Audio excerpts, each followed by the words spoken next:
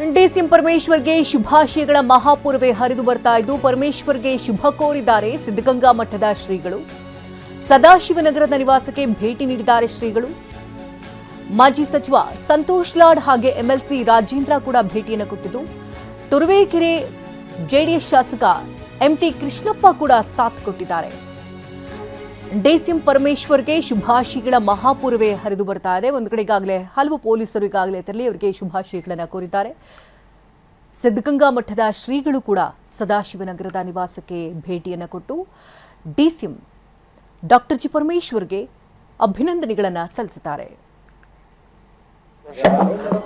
ಅವರಿಗೆ ಡಿಸಿಎಂ ಮಾಡಿದ್ದಾರೆ. Senior person ಮತ್ತೆ ಪಕ್ಷವನ್ನು ಚೆನ್ನಾಗಿ ನಡೆಸಿಕೊಂಡು ಬಂದಿದ್ದಾರೆ. ಹಲವಾರು ಅಧ್ಯಕ್ಷರಾಗಿದ್ದಾರೆ, ಹಲವಾರು ಬಾರಿ ಮಂತ್ರಿಗಳನ್ನು ನಿರ್ವಹಿಸಿದ್ದಾರೆ. ಯಾವ ಖಾತೆ ಆದರೂ ಕೂಡ ಸಮರ್ಥವಾಗಿ ನಿರ್ವಹಿಸುವಂತಹ ಒಂದು ವ್ಯಕ್ತಿತ್ವ ಇರುವಂತಹ ಅವರು.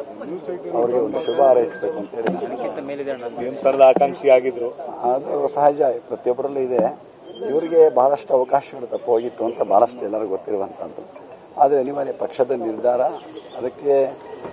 ಅದಕ್ಕಾಗಿ ಅವ್ರನ್ನ ಡಿಸಿಎಂ ಮಾಡಿದಾರೇನೋ ಅಂತ ಅವಕಾಶ ಪಕ್ಷದ ಸಂಬಂಧಪಟ್ಟಿದ್ದು ನಾವು ಹೇಳಕ್ಕೆ ಅದನ್ನ ಮಠದ ವತಿಯಿಂದ ಏನಾದರೂ ಇವತ್ತು